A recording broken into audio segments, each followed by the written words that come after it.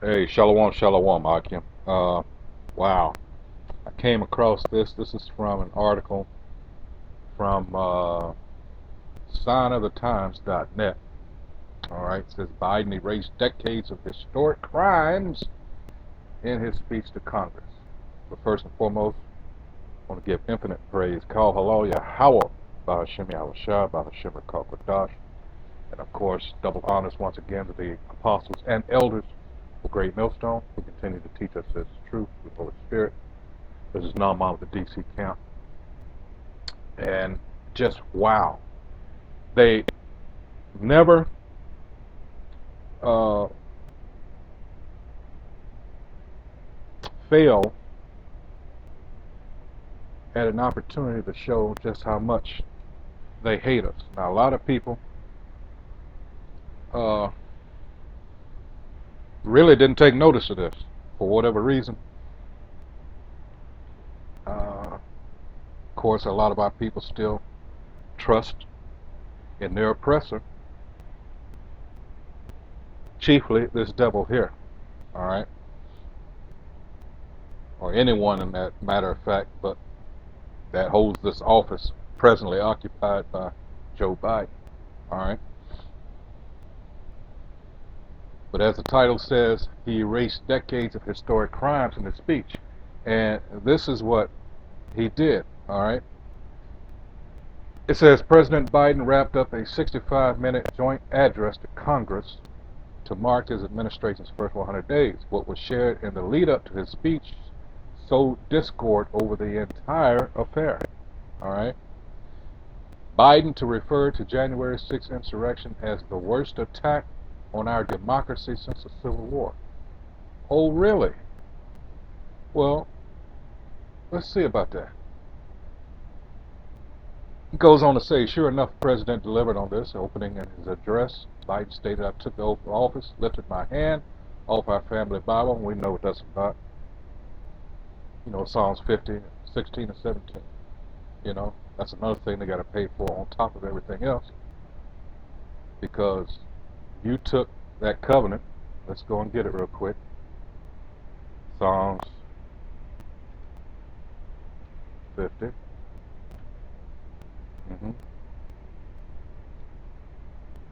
Verse 16, it says, but unto the wicked the Most High saith, what hast thou to do to declare my statutes? For that thou shouldest take my covenant in thy mouth. Because it had nothing to do with you, Esau. 17, seeing thou hatest instruction, and castest my words behind thee. Everything they do is a direct contradiction to the book they profess to always swear in, which you're not supposed to do. That's a misunderstanding of the word right there. It tells you not to swear. All right. I mean, it's, oh wow, it's like take your pick how you can come at this fool. And the nation of Edom are fools. All right. Let's see. Yes, the January 6th siege on the U.S. Capitol building, often alluded to as an insurrection, was an embarrassing day for our country, but to suggest that it was the worst attack on our democracy since the Civil War is disingenuous at best. No, it's an outright lie. All right, it says at worst, it's a malicious attempt to whitewash the history of attacks carried out both by and on the government that have had much more catastrophic results, i.e. on Jake, but we're going to get to that.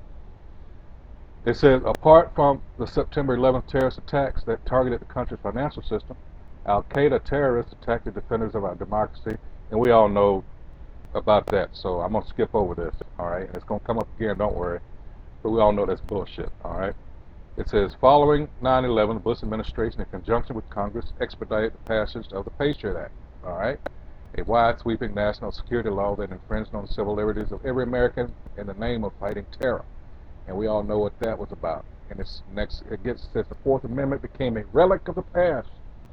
As the government's power to surveil and spy on its own citizens reached its peak, individuals who shared names with persons of interest or suspected terrorists including U.S. citizens, landed on government no-fly lists, all right, restricting their right to freely move about the country for dubious reasons and with no due process or recourse. Now, for those that are paying attention, that's exactly what it was intended to do. Roll back those so-called precious rights the American citizen so heavily valued. And they thought they were never going to be taken away. Well, of course they weren't going to just come out and just tell you, well, you no longer have you no longer have Fourth Amendment rights or, whatever. They're going to come to you in a sly, slick way, and that was the way to do it. Well, for safety reasons, you want to be safe, do you? And of course, the American citizen, especially the women, oh yes, yes, yes, please I want to be safe. And that's how they got you. All right? It's not hard, but you people just don't want to believe that your precious America is, no different from any other. See, it doesn't matter what system of government you have if the wicked are ruling. All right? So let's get some scriptures on that. It does not matter. In fact, I'll go here first. Let's go to Sirach 10. All right. Sirach, or Ecclesiastes chapter 10, verse 1. A wise judge will instruct his people, and the government of a prudent man is well ordered. I'd mentioned earlier about he took the Most High's covenant, which had nothing to do with him, in his mouth and professed to uphold it. All right, but he's, like I said, they're walking contradiction. They're contrary to it. All right, Wisdom of Solomon, 2nd chapter. A wise judge. And you got all this wickedness going on, and you're supposed to, that's how they got control of the people. What's that saying, religion is the opiate of the people? Well, how many, I seriously can't count, that are just drunk off the Babylon juice. That's that Babylon juice we be talking about. That's that Christianity, And then it softens them up for everything else that comes down the pipe. Verse 2, it says, as the judge of the people is himself, so are his officers, and what manner of man a ruler of the city is, such are all they that dwell therein. Verse 3, an unwise king destroyeth his people. All right, and we're not just talking about in one way, we're talking about in every way. All right, but through the prudence of them which are in authority, the city shall be inhabited.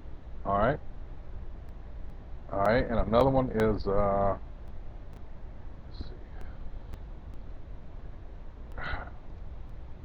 Proverbs 29 and 2. It says, when the righteous are in authority, and this heading is warnings and instructions. All right.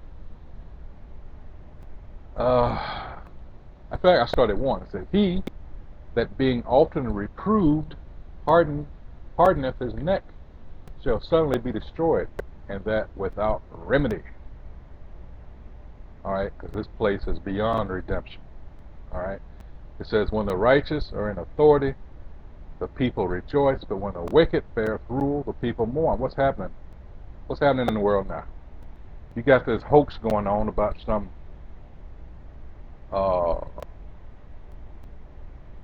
that's trying to convince people to get the jab. All right, the people are miserable. All right, because of who's in rulership. Continuing on, it says, all right, goes into the Homeland Security. Let's see. Yet this is not the first time that American citizens, or even permanent residents for that matter, had their rights infringed upon by the government. The FBI was formed in the early 20th century. Americans whose ideologies were at odds with the government's interests were often targeted by the agency's longest-serving director, J. Edgar Hoover. In the eyes of the FBI director, Dr. Martin Luther King Jr. was a suspected communist, given his ties to Stanley Levison, whose suspected pro-communist activities were monitored by the FBI in the 50s. Although Dr. King has been viewed as one of the most consequential leaders in American history due to his role in the civil rights movement, and again, that's all a bunch of bunkety-bunk, because think about it. Civil rights. What the fuck? What the hell is a civil right? And that's what we're trying to tell you, Jakes. But then that's the thing, because they get these Jakes that go to these universities and they butter them up and set them up, and for some reason they become the leaders that no one voted for. Um, so they can, it's all set up, all right? So they can kind of be counted on to quell Jake's anger, all right, before it gets to a certain level like King in this case, um, uh, Jesse Jackson, Al Sharpton, guys like that. Actually, it starts in these churches before that. That's all set up for control, all right? That's all it is. Christianity. There you go. Like I said before, the opiate of the masses, all right? Of course, we know who viewed King as a threat. Of course, you know, that Black Messiah thing. And then later with, well, first with Malcolm X, and then King, and then was the young cat in Chicago, Fred Hampton. All right. It says the Red Scare was so severe in the United States that the government actively sought. But then again, Salakia, again, that's all prophecy. It says no one would save us. All right. Deuteronomy 28 and 68, meaning redeem, meaning save us out of this. No one would. That's prophecy. All right. Not Marcus Garvey, not Denmark Vesey, not uh, none of them. Marcus Garvey. Uh, why? Because it wasn't time. Okay. It wasn't time, and most of that was why? Because it had to do with man. You know, it's Acts 5 and 38. All right. If it be of men, it's going to come to naught. All right. We're going to get into the Red Scare, World War One, and this demon Woodrow Wilson signed the Espionage Act, all right, into law, which then gave, that's 1917, which gave way to the Sedition Act of 1918. I believe there was another one. There was a Sedition Act before then. I believe that was in the late 1700s, 1797, somewhere around there. Hey, I can look it up. Sedition Act. Hold on. I won't be giving out any Sedition Act. Oh, 1798. I was a year off. Okay. Sedition Act of 1798. There you go. All right. So let's see. Here's something I have personal knowledge of. Well, not personal, but one of these 6 degrees of separation type thing. It says when the United States entered the First World War, President Wilson, okay, we got that Sedition Act and all that. These two laws worked in conjunction to strip away the First Amendment rights of every American and demand undying fealty towards the U.S. government. And Hoover had something to do with that as a young attorney. Also, he was involved, this is a very busy devil, he was involved in the Marcus Garvey dealings with the ships they were trying to acquire. All right, raggedy at that. It says, expressing even the slightest bit of criticism of the U.S. or associating with groups like the Communist Party could result in, at the very least, a government wiretap, and at worst, a hefty prison sentence and possible execution. They weren't playing. Now, let's see. This one, I read a book some years ago. It was called Rising Tide. The Great Mississippi Flood of 1927 and How It Changed America was the title. And in that book, it just showed you how small this country really is, all right, first and foremost. And it went into detail about this, what I'm about to read here. It says, in the same token that President Franklin Roosevelt interned approximately 120,000 Japanese Americans during World War II, in fear, and I grew up in a county that served, that had a internment camp, Japanese internment camp. All right, And it goes on to say, in fear that they might side with the Japanese Empire, the Espionage and Sedition Acts under President Wilson explicitly targeted German-born American residents during World War I. Now, in that book I mentioned, there's a section in there that goes into detail about this. I forget the group. Oh man, crap. It was, damn it. Anyway, what happened was Edomites got a hold of it. I understand this is someone that looks like them. And we all know Jim Crow, and then when it comes to our people and the lynchings and all that. But they got a hold of this German immigrant, drug him out from his office, beat the shit out of him, stripped him butt-ass naked, castrated him, totally castrated him. He begged them, please kill me. And what they did, they strung him up and they shot him full of holes. Alright? And then, to cap things off, to show you how much of a devil these devils are, they called the coroner in, and the coroner ruled that he died by suicide. I shit you not. Alright? So, it goes on to say, while the FBI has had its fair share of attacking our democracy, its intelligence counterpart, the CIA, has interfered in the affairs of other countries countless times. Alright? You read that. I'm going to skip on down for time's sake. For decades, the FBI's J. Edgar Hoover, the notorious FBI director after whom the law enforcement's D.C. headquarters continues to be named, assaulted democracy in every way imaginable. Hoover kept dossiers on political leaders to enforce his will over them. Alright? FBI agents routinely infiltrated anti-war and civil rights groups as part of its COINTELPRO program and other similar domestic spying activities. COINTELPRO, these dirty bastards, what they also did, I believe it was with, in particular, I heard a story about some of the gangs in Chicago, vice lords and others. These devils write fake letters, making it look like, in other words, playing them against each other. Alright, that's what they would do.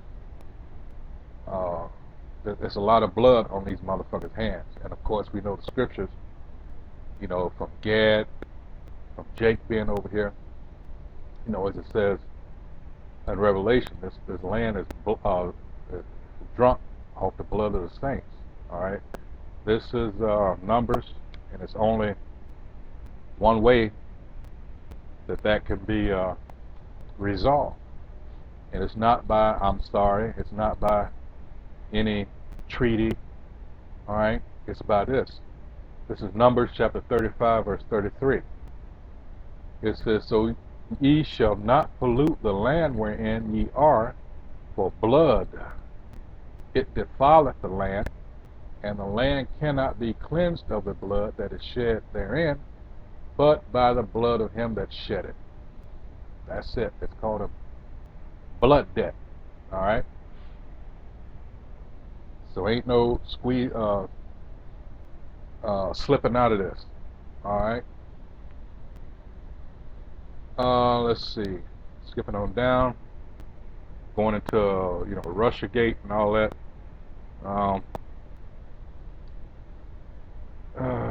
Let's see. Here we go when it comes to Jake. On top of these government abuses that took place on a wide scale impacting every American, there was a long drawn-out period since the Civil War that impacted millions of Americans that has had consequences that last to this day, actually before. Alright? It's strange that, you know, even though they accuse this guy of leaving out a lot of stuff, which he did, and we're going into that, they do the same thing here. But of course, if they did that, this would be one long-ass report. Too long. Alright?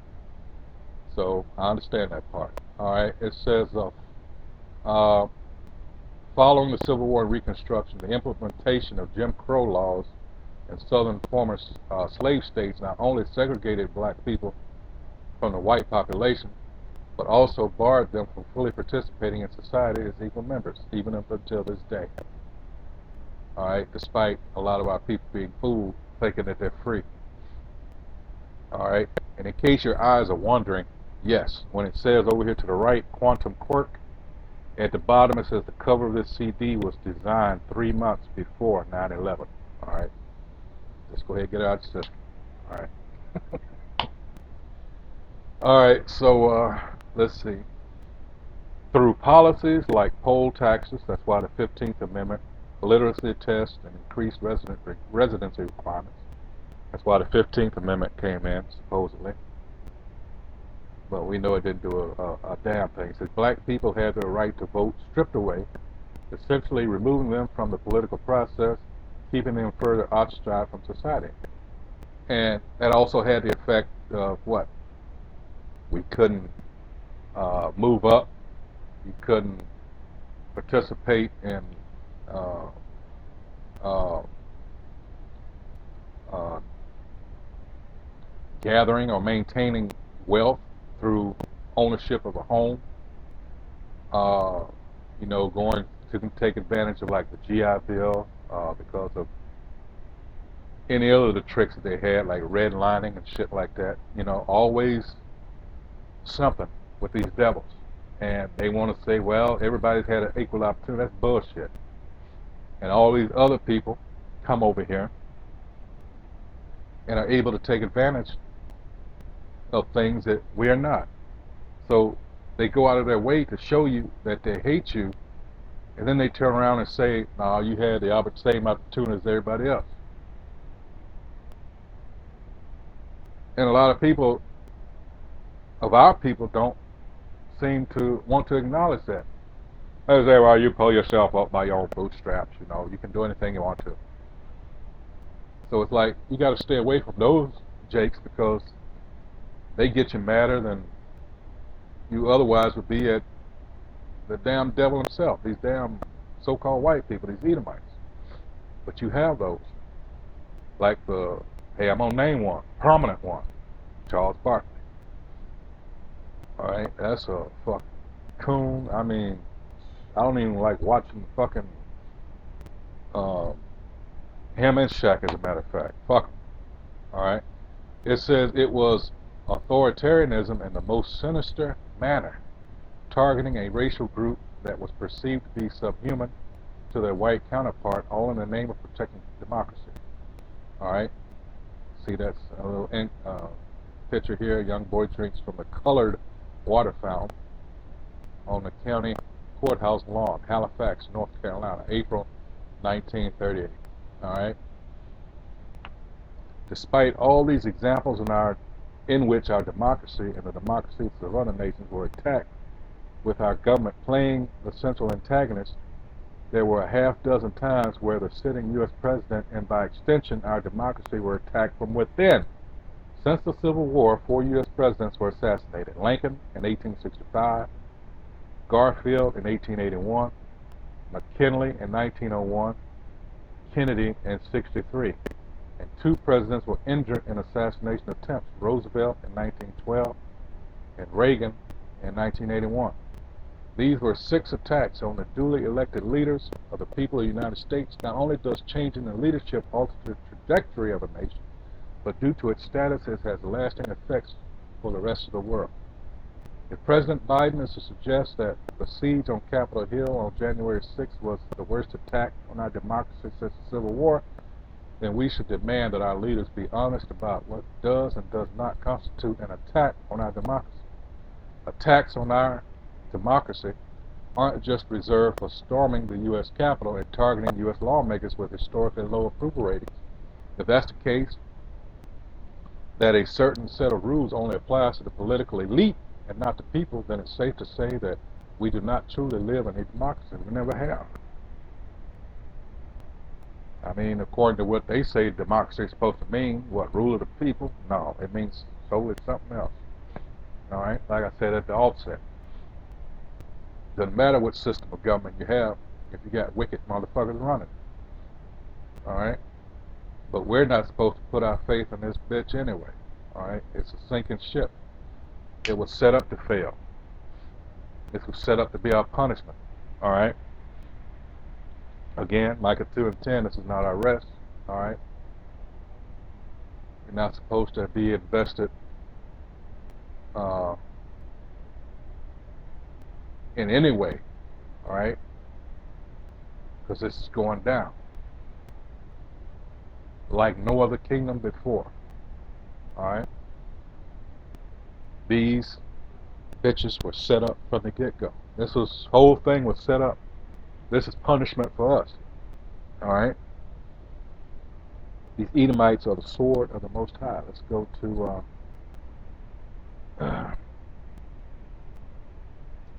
King David's prayer. Let's go to Alright? Prayer for protection against oppressors. Alright? It says, Arise, O Lord, verse 13. Disappoint him, cast him down, deliver my soul from the wicked, which is thy sword. Who is the wicked? Whoops. Sorry about that. It says the Most High's love for Jacob. What? And Jacob's name was changed to Israel, not anybody else. It says Malachi 1 and 1. It says the burden of the word of the Most High Yahweh to Israel by Malachi. I have loved you, saith the Most High Yahweh, yet ye say, wherein hast thou loved us? Was not Esau Jacob's brother, saith the Most High Yahweh? Yet I loved Jacob, and I hated Esau, and laid his mountains and his heritage waste for the dragons of the wilderness. And you best believe these devils know this. Hey, Psalms 83, all day, every day. They're doing everything in their power trying to keep us from coming back to who we really are. Why do you think things are going all batshit crazy now? Alright, it's more going on than what you see on the surface. Alright, it says verse 4, Whereas Edom saith, we are impoverished, but we will return and build the desolate places. Thus saith the Most High Yahweh, the Lord of hosts, they shall build, but I will throw down, and they shall call them the border of wickedness, and the people against whom the Most High Yahweh hath indignation forever. Yeah, he likes to build. You see him, especially here in D.C. I mean, they're building all over the place. Because why?